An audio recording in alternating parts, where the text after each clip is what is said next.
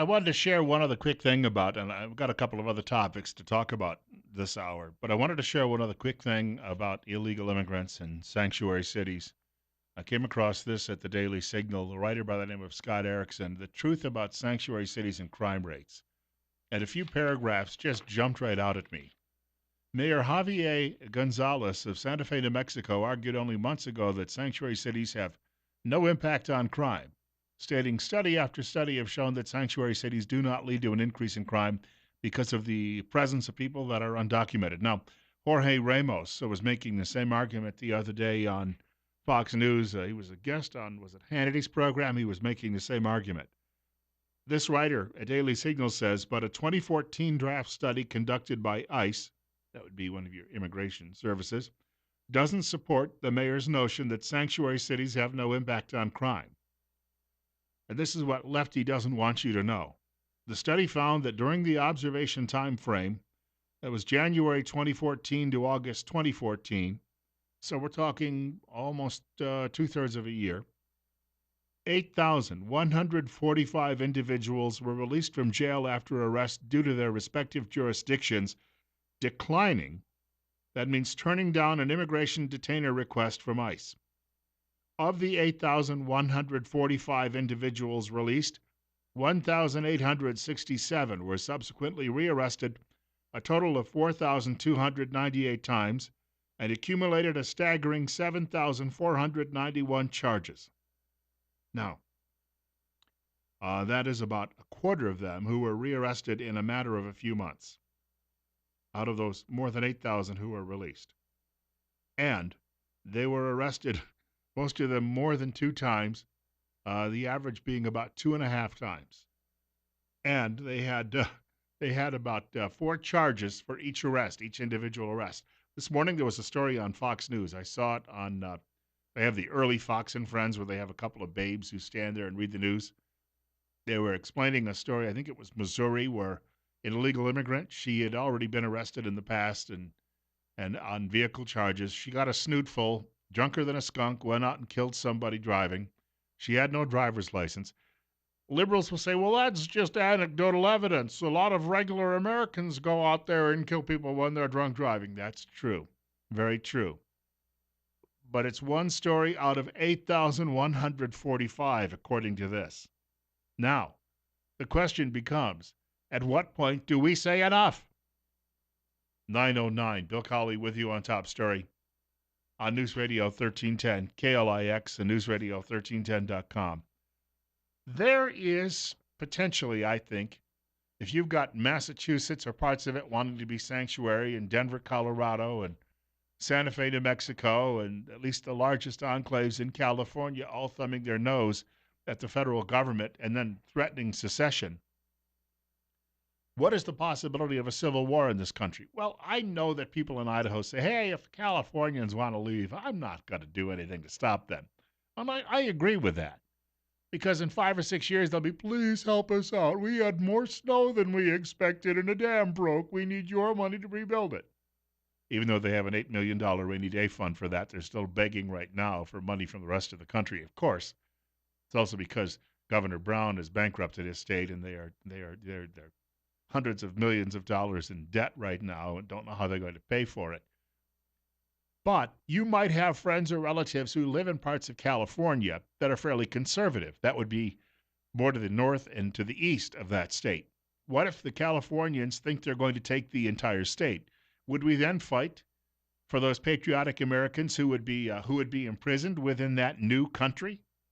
Harry Dent, the economist, who over the last 30 years has predicted almost to a T every economic cycle this country has gone through, appeared yesterday on Glenn Beck's program, which you heard right here on News Radio 1310, KLIX, and newsradio1310.com. I'm a daily subscriber to Harry Dent's newsletter. If you're not reading it already, you should. And he suggests war is coming. He tells Glenn Beck war is coming internally in the United States. It means we got a cultural, social civil war. In other words, the blue states and the red states, the blue cities, red cities, whatever you want to call it, are so polarized, and I've got measurements of this. I mean, this is like just before the Civil War. that there's no way to have compromise. There's no way to have a government. If Trump succeeds, and he is, he's doing exactly what his voters told him to do.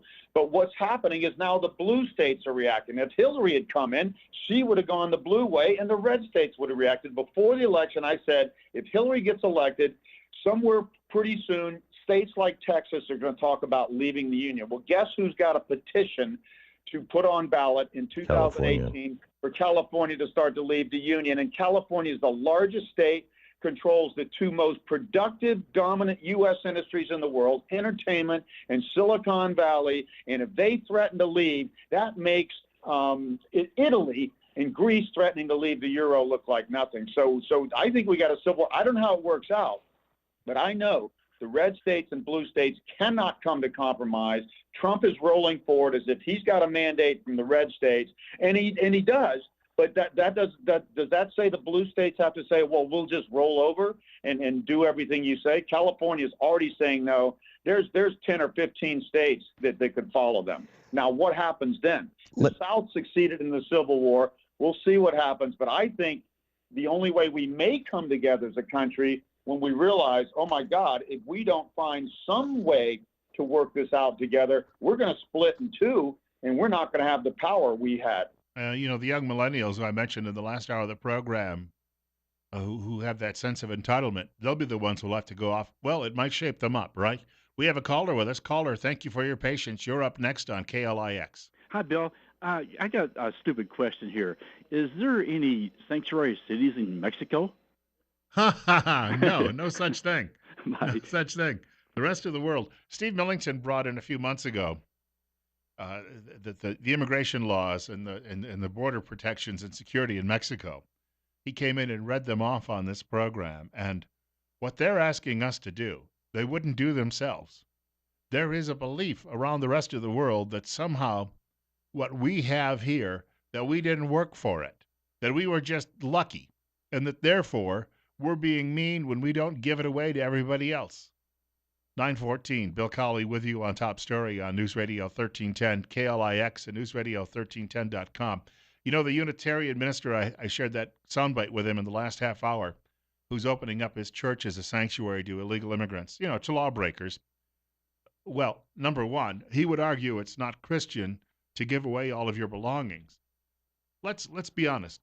Jesus didn't come along and grab people and then hold them upside down and shake them until their pockets emptied out onto the pavement.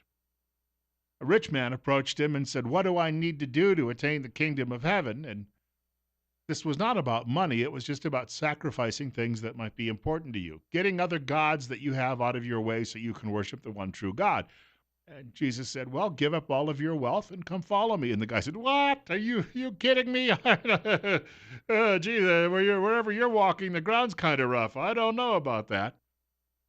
So when you have these leftist denominations that are trying to tell you that they know better than you do when it comes to these things, they're simply wrong. 9:15.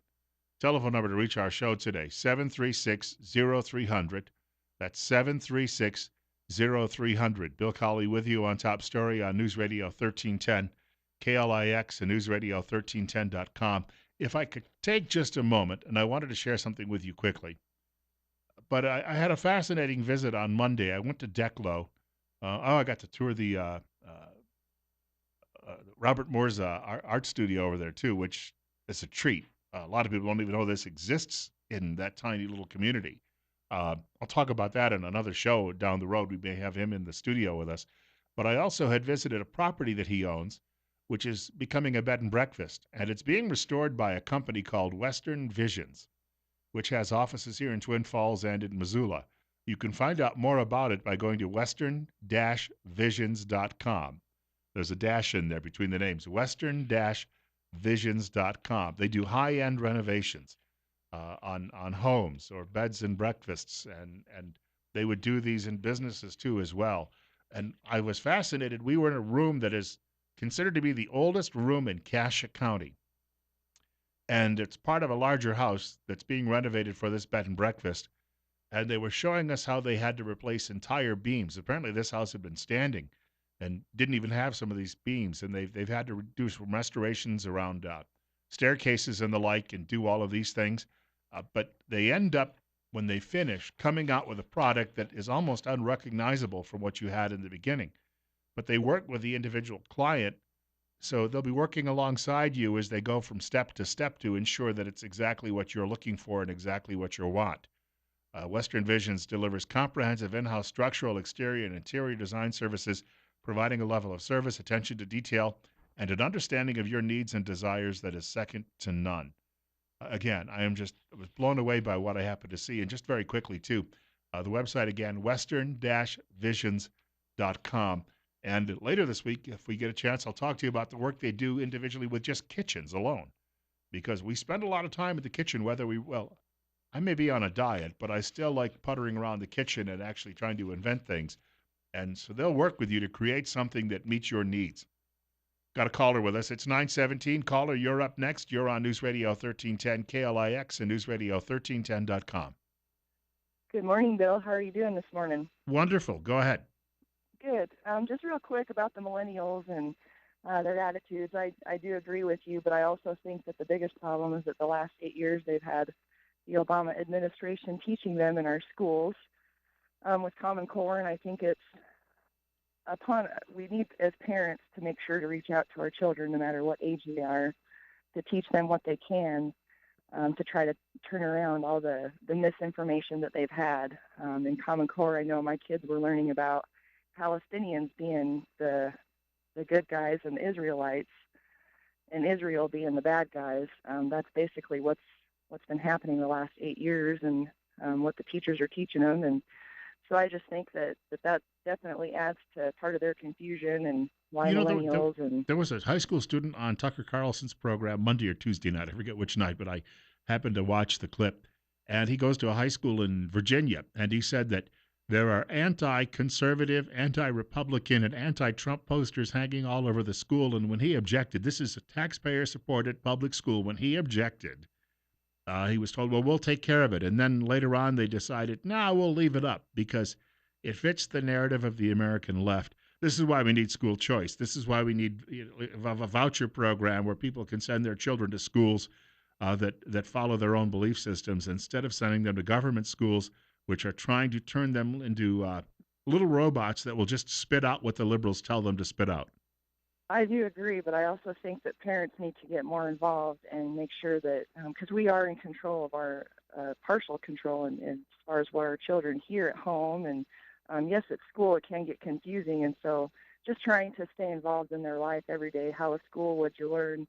Little simple questions like that I have found really help me. And I kind of try to explain it to the kids a little bit better. And there's been times where in their own classroom they kind of get rebutted by teachers, but at least they know, and they're in their own little school groups. They talk. My oldest daughter, she does all the time talk with her friends, and she's got an array of kids in there of all ages that have different belief systems, and some of them wanted to vote for Hillary Clinton, and a lot of their parents did. And I know.